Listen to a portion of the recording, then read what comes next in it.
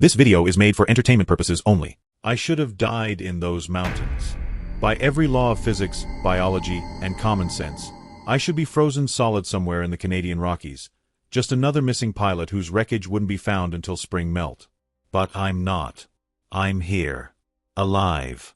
And the reason I survived, the reason I'm able to tell you this story at all, is because something pulled me out of that burning wreckage. Something that shouldn't exist. My name is Marcus Webb. I'm 51 years old now, but this happened when I was 33, February of 1998. I was a charter pilot based out of Calgary, flying small planes for mining companies, geological surveys, the occasional rich tourist who wanted aerial photos of the Rockies. It was good work. Peaceful work. Until the day I took a last-minute contract to fly survey equipment from Golden, British Columbia, to a remote research camp near Mount Robson. That flight changed everything I thought I knew about the world. The weather report that morning should have stopped me cold. A winter storm system moving in fast from the northwest, wind gusts up to 70 kilometers per hour, visibility dropping, heavy snow expected by midday. But the contract paid double, and the client, a university geology team, was desperate to get their ground-penetrating radar equipment to camp before their funding window closed. So I said yes. I've replayed that decision 1,000 times. The moment I nodded to the grad student loading boxes into my Cessna 182, the moment I fired up the engine, the moment I pulled back on the yoke and left the runway at Golden. If I could go back, would I change it? Honestly, I don't know. Because what happened next, what I experienced in those mountains, it broke me and rebuilt me into someone different. Someone who understands that the world is wider, stranger, and more terrifying than we let ourselves believe. The first hour of the flight was smooth. I flew northeast, following the Columbia River Valley, the peaks of the Rockies rising like teeth on either side. The Cessna hummed steadily, the instrument panel glowing soft green in the cabin. I remember feeling calm, confident. I'd flown this route a dozen times. I knew these mountains. Then the storm hit. It came faster than the forecast predicted, a wall of gray cloud that swallowed the horizon. One moment I could see the ridgeline ahead. The next, I was flying blind. Snow drove horizontally across the windshield. The Cessna bucked and shuddered in the wind. I pulled back on the throttle, trying to gain altitude, trying to get above the worst of it. That's when the engine coughed. Just once. A slight hitch in the rhythm. My heart lurched. I scanned the gauges. Fuel pressure good, oil temp normal, RPMs holding. Maybe it was nothing. Ice in the fuel line. A flutter in the airflow. Then it coughed again. And again. The propeller stuttered. The nose dipped. I pushed the throttle forward, pumping the primer, trying to coax the engine back to life. For a few seconds, it caught, roared back to full power, and I thought I was okay. Then it died completely. The silence was the worst part. You don't realize how loud an airplane engine is until it stops. Suddenly all I could hear was the wind screaming past the fuselage and my own heartbeat hammering in my ears. I was gliding. No power. No control. Just me and gravity and 5,000 feet of empty air between me and the mountains below. I keyed the radio, voice tight. Mayday, Mayday, Mayday. This is Cessna November 72 Tango Charlie. Engine failure. I'm going down approximately 30 clicks northeast of Golden. Mayday. Static crackled back. The storm was jamming the signal. I repeated the call. Once. Twice. Nothing. I was alone. Gliding a Cessna with no engine is like trying to steer a falling brick.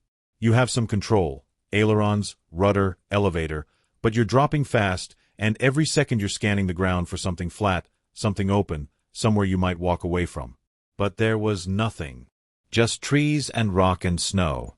The mountains were a maze of ridges and couloirs, every surface jagged and unforgiving. I was too low to clear the next ridgeline. Too high to see the ground clearly. I had maybe 90 seconds. My hands moved on instinct, flaps down, airspeed steady, trying to bleed off altitude in a controlled descent. Through the snow, I caught a glimpse of a clearing. Small. Narrow. Maybe a frozen creek bed. It was my only shot. I banked hard, lined up as best I could, and aimed for it. The Cessna dropped through the clouds. The trees rushed up. I pulled back on the yoke, trying to flare, trying to soften the impact. We hit. The landing gear caught something, a buried log, a rock, and the plane flipped. The world spun. Metal screamed. The windshield exploded inward in a spray of glass. My head cracked against the side window. Everything went white, then red, then black. Pain woke me. Not the sharp, bright pain of a cut or a burn. This was deep, grinding, structural pain. The kind that tells you something inside you is broken. I opened my eyes. My vision swam. The cabin of the Cessna was a wreck, collapsed ceiling, twisted metal, snow pouring in through the shattered windshield. My seatbelt was still buckled. My legs were pinned under the instrument panel. I couldn't feel my feet. Panic hit. I tried to move, and screamed. White-hot agony shot up from my shins. Both legs. Broken. I could see the unnatural angle of my right knee, the way my left foot twisted wrong. I was trapped. The cold came next. It crept into the cabin like something alive, numbing my fingers, my face. The temperature was dropping fast. The sun, what little of it filtered through the storm, was already fading. Night was coming. I fumbled for my radio headset. Smashed. I tried to reach the emergency beacon in the cargo area behind me. Couldn't move that far. My legs screamed every time I shifted. I was going into shock. I could feel it, the shivering, the confusion, the dark edges creeping into my vision. This is how it ends, I thought. Alone. Frozen. Another missing plane in the mountains. I don't know how long I sat there. Minutes. Hours. Time stopped meaning anything. Then I heard it. A sound outside the plane. Crunching snow. Heavy footsteps. Something was moving around the wreckage. At first, I thought it was a bear. We were deep in grizzly country, and the smell of aviation fuel and blood might have drawn one in. I held my breath, listening. The footsteps stopped. Silence. Then something grabbed the plane. The entire fuselage shifted, metal groaning. I shouted, half in fear, half in pain, as the Cessna was lifted, tilted. Through the broken windshield, I saw a shape. Huge. Covered in dark, matted fur. Not a bear. Too tall. Too broad. It was walking upright. My brain couldn't process it. This wasn't possible. This wasn't real. But the smell hit me, thick, animal, musky, and I knew it was real. I knew something was outside the plane, and it was strong enough to move a wrecked Cessna like it was made of cardboard. The shape leaned into the cabin. I saw a face. Flat, wide, covered in reddish-brown fur. Eyes like black glass, set deep under a heavy brow ridge. The nose broad and flared. The mouth hidden somewhere in the fur, but I could hear breathing, deep, rumbling like a bull. It looked at me, and I swear to God, I saw intelligence in those eyes. Not animal cunning, not instinct, thought, recognition. It reached in with one massive hand, fingers thick as broom handles, nails cracked and dark, and gripped the twisted metal of the instrument. Panel. Then it pulled. The metal shrieked, bent, tore away like foil. My legs came free. I screamed. The pain was unbearable. But before I could black out, the creature reached in again, wrapped both arms around my torso, and lifted me out of the wreckage. I dangled in the air like a child. The storm swirled around us. Snow stung my face. The creature, whatever it was, turned and started walking, carrying me into the wilderness, into the dark. I drifted in and out of consciousness. Every step the creature took jostled my broken legs, and the pain was a living thing, chewing at the edges of my mind. I remember glimpses, trees passing overhead, the smell of wet fur and earth, the warmth radiating from the creature's body like a furnace. Then, suddenly, we were out of the snow. I blinked, looked around. We were in a cave. Not a small cave. A cavern. The walls glowed faintly in the dim light, pale limestone, slick with moisture. Steam rose from somewhere deeper inside. The air was warm, humid. A geothermal vent, I realized. Hot springs underground. The creature set me down gently on a bed of dried moss and pine needles. I groaned, tried to sit up. My legs were on fire. I looked down and nearly vomited.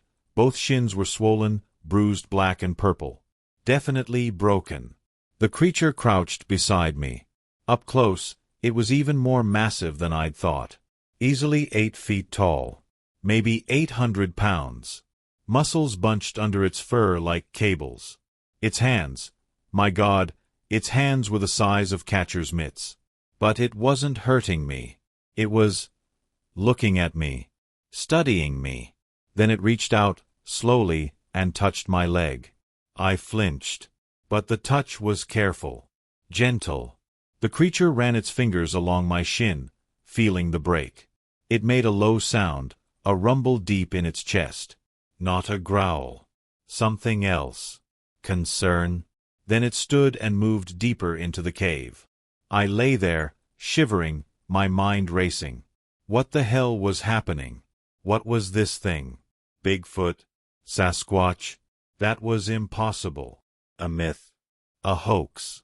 But I'd just been carried half a mile through a blizzard by something that shouldn't exist. The creature returned carrying an armful of straight branches. It knelt beside me again, and, with a care that was almost surgical, it began to splint my legs. I watched, stunned, as it aligned the bones, wrapped the branches with strips of bark, and tied everything in place with what looked like braided plant fiber. It knew what it was doing. This wasn't instinct. This was learned behavior. Medicine. When it finished, it sat back and made that rumbling sound again. Then it reached up and touched its own chest. Once. Twice. A gesture. Like it was trying to tell me something. I'm here. You're safe. Tears stung my eyes. I don't know why. Maybe it was the shock. Maybe it was the pain. Or maybe it was the realization that this creature, this thing that wasn't supposed to exist, had just saved my life. I lifted my hand, touched my own chest. The creature's eyes met mine, and I swear, it nodded. That first night in the cave, I was certain I would die. Not from my injuries, though those were bad enough, but from exposure, from infection, from the simple fact that I was alone in the wilderness with no supplies, no shelter except a limestone hole in the ground, and no way to call for help. Except I wasn't alone. The creature stayed with me. As darkness fell outside and the temperature plummeted, it settled near the mouth of the cave, a massive silhouette against the swirling snow. I could hear it breathing, slow, steady, rhythmic. Every so often it would shift position, and I'd catch the gleam of its eyes reflecting what little light filtered in from outside. It was keeping watch.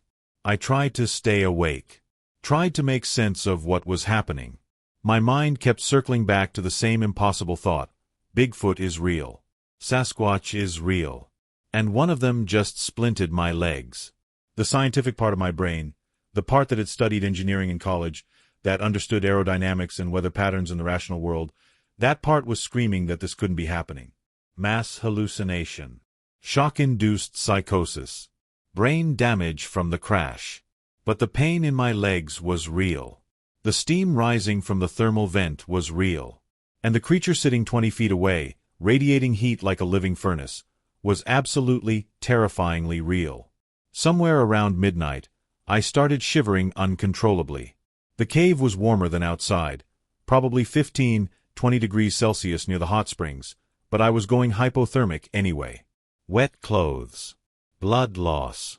Fuck. The creature noticed. It stood, and even sitting down, I had to crane my neck to follow its movement, and disappeared into the deeper chambers of the cave. I heard water splashing. Then it returned carrying something. Moss. Handfuls of thick, dry moss that grew near the thermal vents. It piled the moss around me, building a kind of nest, insulating me from the cold stone floor. Then it did something that made my breath catch. It lay down beside me. Not touching, but close. Close enough that I could feel the heat pouring off its body like a radiator.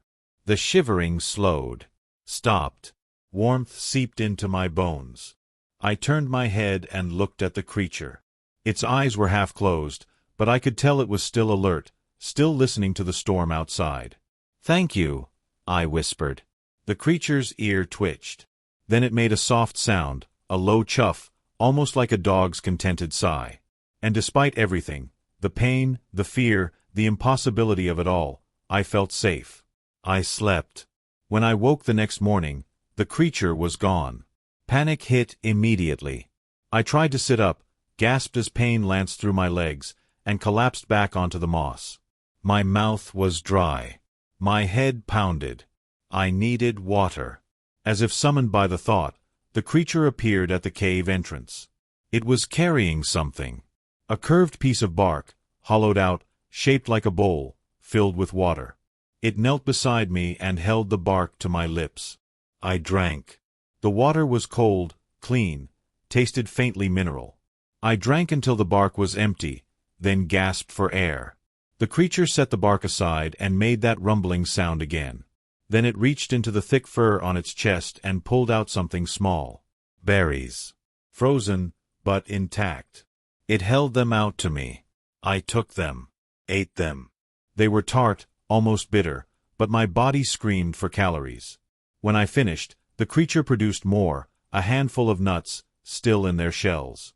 It was feeding me. Over the next few days, a pattern emerged. The creature would leave at dawn, disappearing into the forest for hours. Then it would return with food, berries, roots, nuts, sometimes small pieces of bark that I learned to chew for moisture. It brought fresh water twice a day. It changed the moss bedding when it got soiled. It checked my splints, adjusting them with those enormous, careful hands. It was taking care of me. But it was more than that. It was trying to communicate. On the third day, I noticed it watching my face whenever I spoke. So I started talking to it, narrating everything. "Thank you for the water. My legs hurt less today. That storm sounds bad out there." The creature listened. Its eyes tracked my mouth, my hands, my expressions. Then it started responding. Not with words. Its vocal anatomy clearly wasn't built for human speech, but with sounds. Low rumbles for contentment. Sharp exhales for surprise. A clicking noise deep in its throat when it was thinking. And gestures, pointing, touching its chest, miming. Actions. On the fourth day, I pointed to myself and said, "Marcus." The creature tilted its head. I repeated it, tapping my chest. "Marcus. Me. Marcus." The creature reached out and touched my chest with one finger. Then it made a sound, a rolling, guttural approximation that sounded almost like Marcus. I laughed. It was a broken, half-hysterical sound, but it was real. Yes. Marcus. The creature's mouth opened.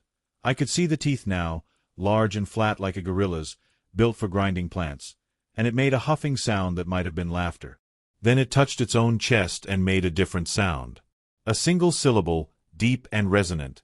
Cur. I repeated it. Cur. The creature, Cur, nodded. We had names. By the fifth day, I was starving. The berries and nuts Cur brought were keeping me alive, but barely. I needed protein. My body was cannibalizing itself, burning through reserves I didn't have. I could feel myself getting weaker. Cur noticed. That evening, it returned from one of its foraging trips and sat down across from me. It was carrying something wrapped in large leaves. It unwrapped the bundle carefully, and I saw meat. Raw meat. Dark red, still bloody. Deer, maybe. Or elk. My stomach lurched. I'd never eaten raw meat in my life. But I was so hungry that I reached for it anyway. Cur pulled it back. I frowned. What? Cur looked at the meat, then at me, then back at the meat. It made a thoughtful clicking sound. Then it did something that stopped my heart. It lifted the meat to its mouth and chewed. Not swallowing. Just chewing. Working the meat between those massive flat teeth, mixing it with saliva, breaking it down. Then it leaned forward, opened its mouth, and regurgitated a small, partially digested lump into its hand. Oh God! It was going to feed me like a baby bird. Every instinct in my body recoiled. This was disgusting, degrading, impossible. But Kerr held out the offering with such care, such gentleness, that I realized something. It didn't know how else to help me. This creature, this impossible ancient thing, had watched its young, or maybe other members of its species, and learned that sometimes the vulnerable need pre-chewed food. It was doing for me what it would do for its own kind. It was an act of compassion. I closed my eyes, opened my mouth. Kerr placed the regurgitated meat on my tongue. It was warm, soft. It tasted of blood and earth and something wild I couldn't name. I forced myself to chew, to swallow. My stomach accepted it. Kerr made an approving rumble and offered more. This became our routine. Twice a day, Kerr would bring meat, sometimes deer, sometimes rabbit, once something I think was mountain goat, and it would pre-chew it for me. And I would eat. It kept me alive. As my strength returned, I started paying closer attention to Kerr, watching its behavior, trying to understand what it was. It wasn't an animal. That much was clear. Its actions were too deliberate, too purposeful. It planned ahead, gathering extra moss before a storm, storing food in a cool chamber deeper in the cave, organizing the space like someone setting up a camp. And it had knowledge. Medical knowledge, for the splints. Botanical knowledge. It knew which plants were safe, which roots held water, which bark could be chewed for pain relief. It understood fire, though it never made one. Maybe it couldn't. Maybe its hands were too large, too clumsy for the fine motor control required. But the most striking thing was its awareness. Kerr watched me the way I watched it, with curiosity, with assessment, with something that looked an awful lot like empathy. When I grimaced in pain, it would pause and check on me. When I laughed at something, a bird landing on the cave entrance, a chunk of snow falling from the roof, Kerr would make that huffing sound, like it was laughing too. We developed a kind of language. Basic, primitive, but functional. Kerr would tap its head and point to the sky. Storm coming. It would mime eating and point to me. Are you hungry? I would point to my legs and shake my head. Still hurts. One afternoon, I pointed to the cave entrance and made a sweeping gesture toward the outside world. Then I mimed flying, arms outstretched like wings. My plane. The crash. Did you see it? Kerr stared at me for a long moment. Then it nodded slowly. It pointed to the sky, then made a downward spiraling motion with one hand. It had watched me go down. I pointed to myself, then to Kerr, then hugged my arms around my body. You saved me. Thank you. Kerr touched its chest. Then it reached out and touched mine, very gently. The gesture said, you would have done the same. Would I have? I wanted to believe I would. But I wasn't sure. If I'd found an injured bear in the wilderness, would I have risked my life to save it? Or would I have walked away? Kerr hadn't walked away. That night, as we lay in the darkness, me in my moss nest, Kerr curled nearby, I spoke aloud, not expecting an answer. Are there more of you out there? Kerr's breathing paused. Then it made a soft, mournful sound. Low and aching. Yes. But not many. Are you alone? Another pause. Then a single sound. Affirmative. Yes. My throat tightened. I'm sorry. Kerr shifted in the darkness. I felt a hand, impossibly large, impossibly warm, rest gently on my shoulder. It's okay, the gesture said. You're not alone now either. On the 13th day, I woke to silence. Not the muffled silence of snow. Not the howl of wind. Just quiet. The storm was over. I pulled myself up onto my elbows. My legs screamed in protest, but the pain was duller now, more manageable, and looked toward the cave entrance. Sunlight. Bright, blinding, glorious sunlight streaming through the opening. Kerr was already awake, standing at the entrance, looking out at the world. Its silhouette was massive against the light, for glowing like a halo. Kerr, I called. It turned, looked back at me. I pointed outside. Rescue. They'll come looking for me now. Helicopters. Search teams. Kerr tilted its head. Then it made a low, rumbling sound. Not quite sad, but resigned. It understood.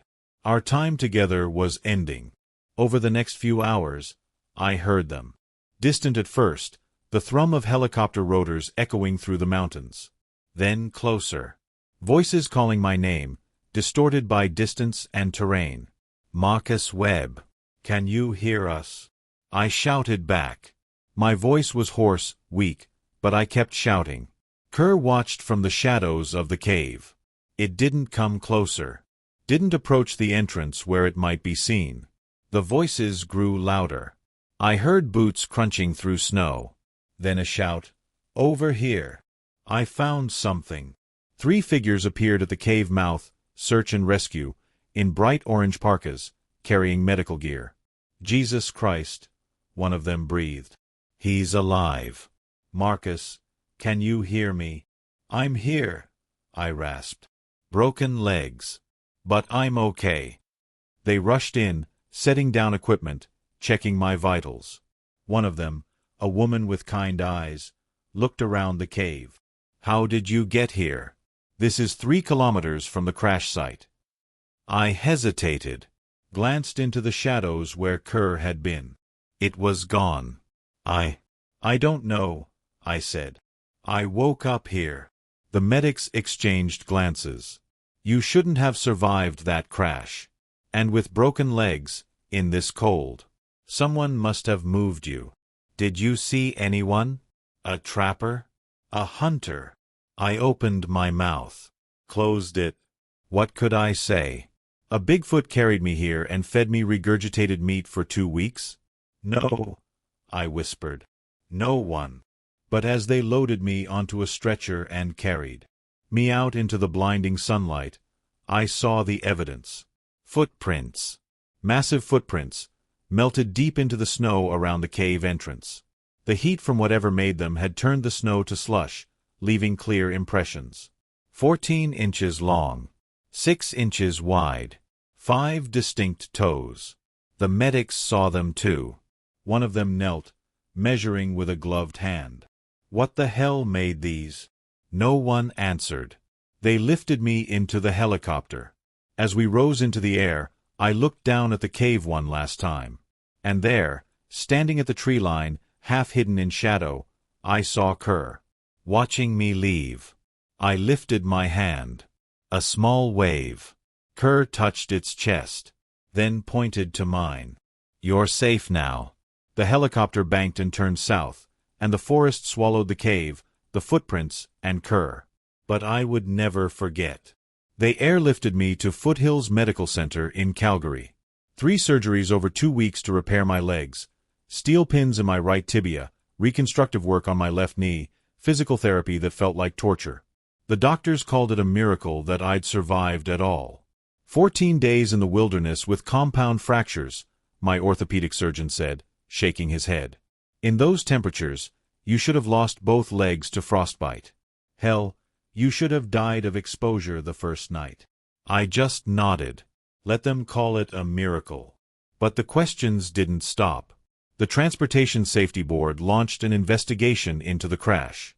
Engine failure due to carburetor icing, a known risk in cold, humid conditions, especially during rapid altitude changes. Pilot error for flying into deteriorating weather. The report was clinical, factual, and it blamed me for everything. I didn't argue. I'd made the choice to fly that day. But the other investigation, the unofficial one, that was harder to dismiss.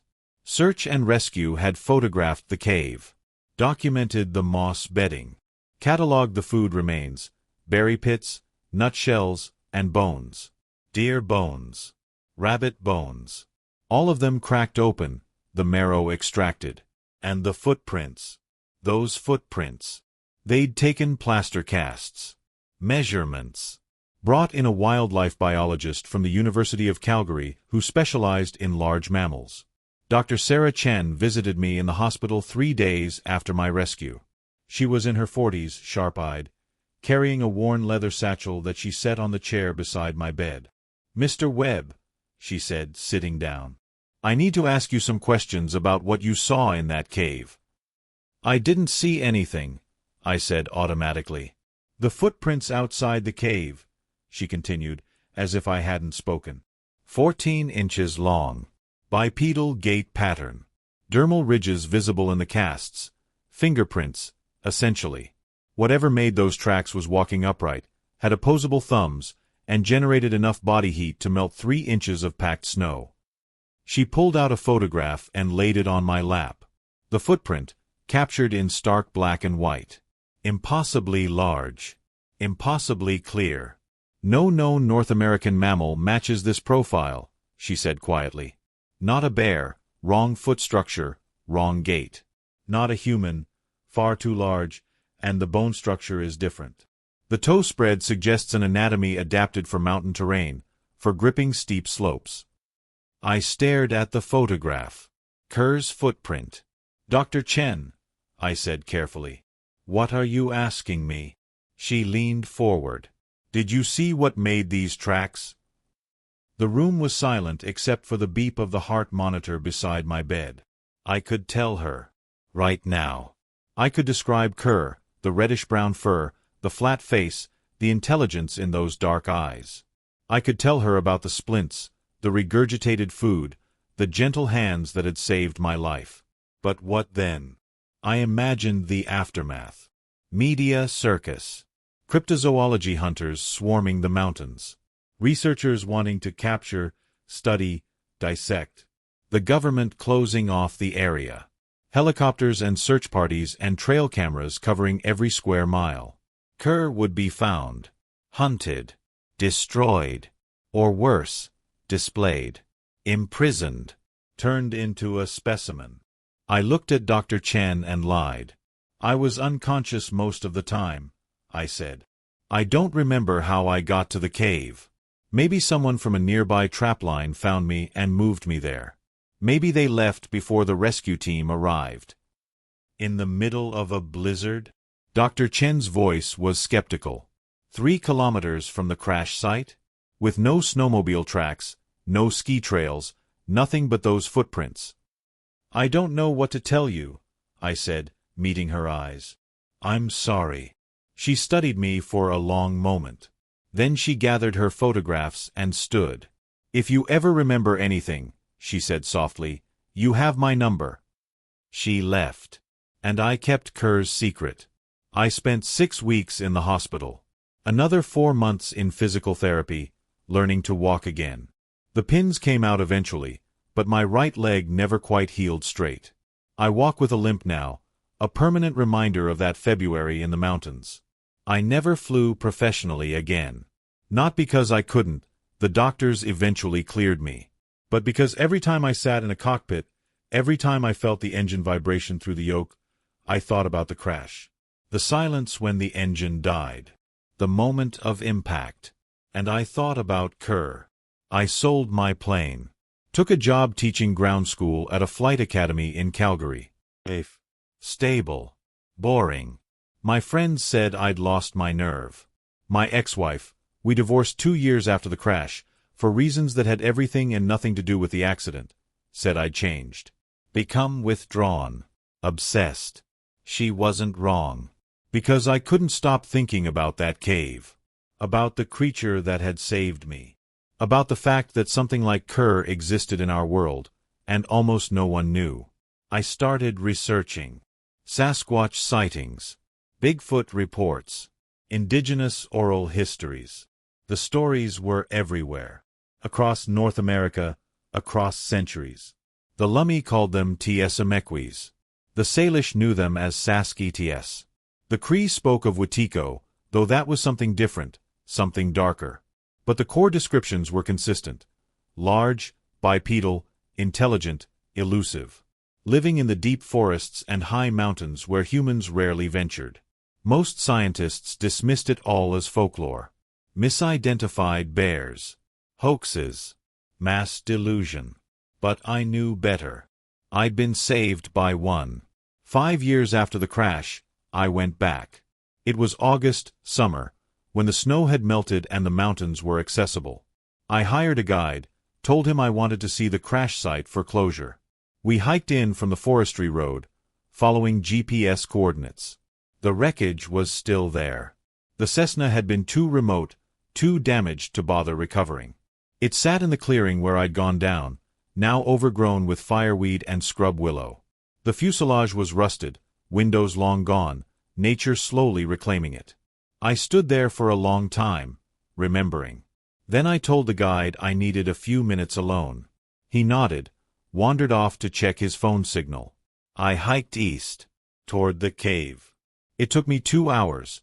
My legs slowed me down, and I wasn't sure I remembered the exact route. But eventually I found it. The limestone outcropping. The dark entrance half hidden by evergreens. I approached slowly, heart pounding. "Kerr," I called softly. "Are you here?" No answer. Just the whisper of wind through the pines. I stepped inside. The cave was exactly as I remembered. The main chamber, the thermal vents in the back, the spot where Kerr had made my moss bed. But it was empty now. No sign of recent habitation.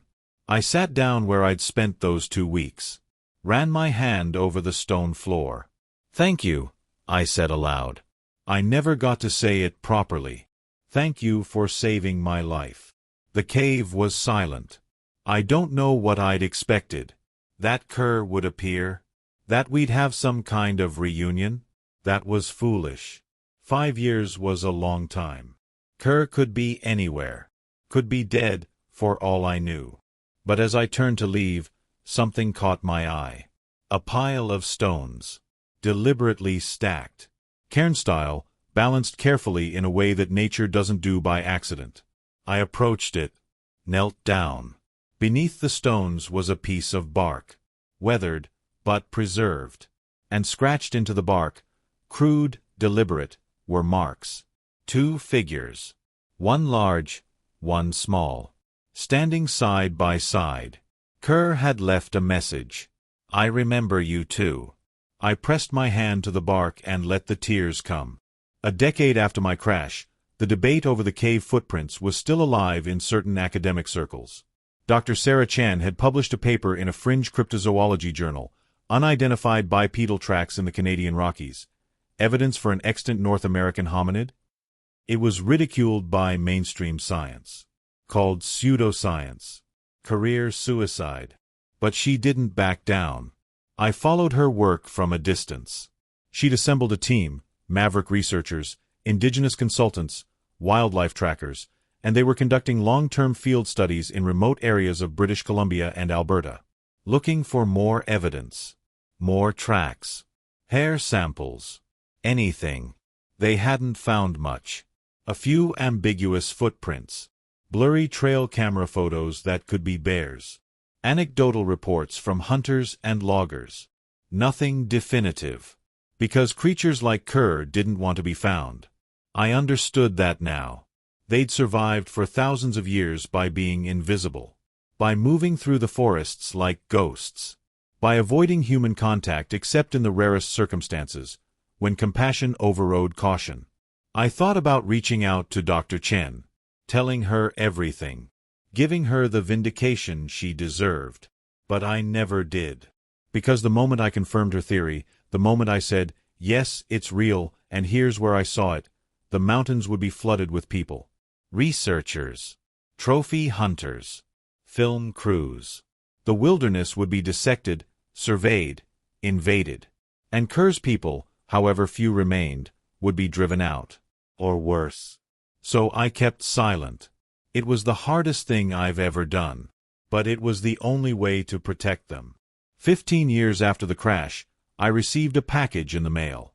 No return address. Postmarked from Jasper, Alberta. Inside was a manila envelope containing a single photograph. The photo was recent, digital, high resolution. It showed a remote mountain valley. Dense forest. A meadow with a creek running through it. And in the foreground, partially obscured by trees, a figure. Tall. Broad. Covered in dark fur. Standing upright, one hand resting on a young pine tree. The figure was looking directly at the camera. I stared at the photo for a long time. Then I noticed something else in the envelope. A note, handwritten on plain paper. "Mr. Webb, I thought you should see this. Taken by a trail camera in Wilmore Wilderness Park, July 2013. The camera was found destroyed 2 days later, but the SD card survived. I've shown this to no one else.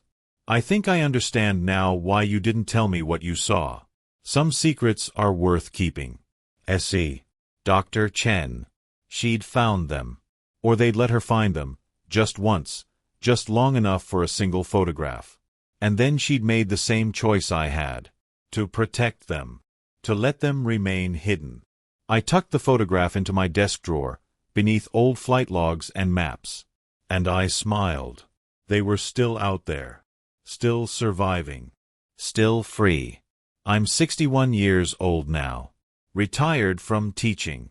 Living in a small cabin outside Canmore, Alberta, where I can see the mountains every morning. My right leg aches when the weather changes. A barometer made of bone and surgical steel.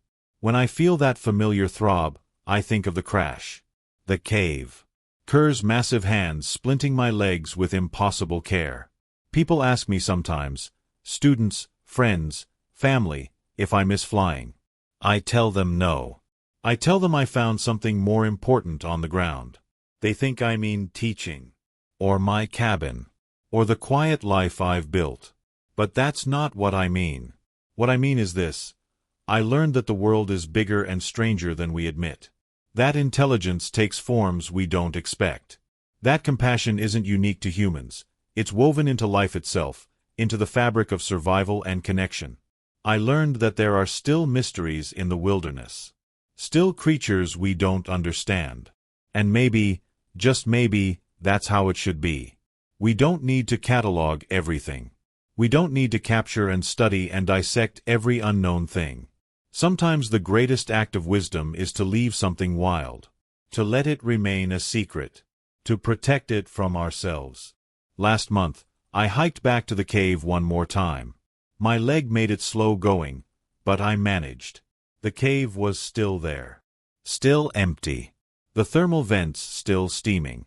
I left something on the cairn where I'd found Kerr's bark carving 20 years ago. Carving of my own. 2 figures, one large, one small. But this time I'd added something. A third figure. Smaller than the others. A child, maybe. "I hope you found family," the carving said. "I hope you're not alone anymore." I sat in the cave for an hour, listening to the wind, watching the light change as the sun moved across the sky. When I stood to leave, I heard something. A sound from deep in the forest. Low. Rumbling. Familiar. I turned toward the trees. For just a moment, maybe imagination, maybe wishful thinking, I saw a shape. Tall. Broad. Watching from the shadows.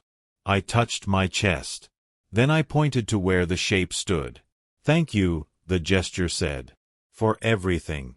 The shape, if it was ever there, melted back into the forest.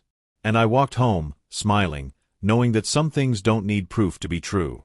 Some things just are. And that's enough. So that's my story. The story I've never told anyone, until now. Did it happen? Was it real? I have a limp that says yes. I have scars on my shins where the bones broke and healed wrong. I have plaster casts of impossible footprints locked in a drawer, and a photograph of something that shouldn't exist. But more than that, I have the memory of warmth in the darkness. Of careful hands and gentle care. Of a creature that chose compassion over fear. And I have a question for you, the listener. If you were in Kerr's place, if you found something broken and afraid, something different from yourself, something you didn't understand, would you walk away? Or would you reach out your hand and help? That choice, I think, is what separates us from the animals. Not language, not tools, not technology, but the decision, in a moment of crisis, to care for a stranger. Kerr made that choice for me. And every day since, I've tried to live in a way that honors it. The mountains keep their secrets. The forests hold their mysteries. And somewhere in the Rockies, in the deep places humans rarely go, something walks that science hasn't named. Something compassionate. Something wise. Something worth protecting. I hope they're still out there. I hope they always will be.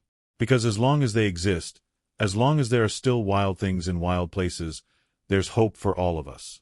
Hope that the world is more than what we can see and measure. Hope that wonder still exists. Hope that when we're lost and broken in the darkness, something might reach down and pull us toward the light. My name is Marcus Webb, and I survived because a Bigfoot saved my life. Thank you for listening.